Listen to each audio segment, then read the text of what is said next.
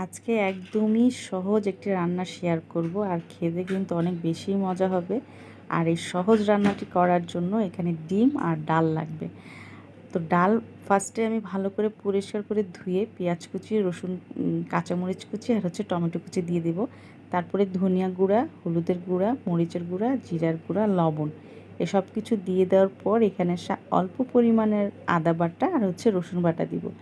সরিষার তেল দিয়ে ভালোভাবে হাত দিয়ে মেখে নিতে হবে।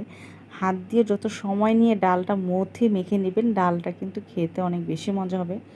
আর এই ডাল রান্নার ক্ষেত্রে কিন্তু এই মাখার ভিতরেই সব মজাটা লুকিয়ে থাকবে। তো খুব সময় নিয়ে ডাল ভালো করে মথে মেখে নেওয়ার পর আমি এখানে পানি দিয়েছি।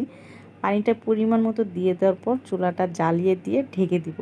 আর পুরোটা রান্না ঢেকেই রান্না করব, এতে করে ডাল খুব সুন্দরভাবে সেদ্ধ হবে, একদম সফট হয়ে যাবে।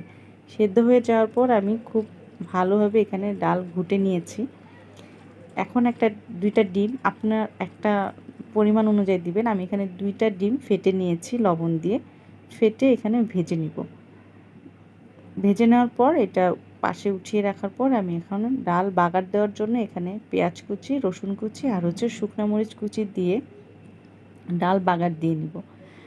একদম লাল লাল করে পেঁয়াজ, কাঁচামরিচ, পেঁয়াজ রসুনটা, তারপর ডালটা বাগার দিয়ে দেওয়ার পর এখানে ডিমটা দিয়ে ধনিয়া পাতার কুচি দিয়ে 5 মিনিট জাল করে নিব। বাস রেডি হয়ে যাবে এই মজাদার ডাল, ডিম দিয়ে ডাল রান্না করাটা। আর খেতে কিন্তু অনেক বেশি মজা হয়েছে। ভালো লাগলে ভিডিওটি লাইক দিয়ে যাবেন। আসসালামু আলাইকুম।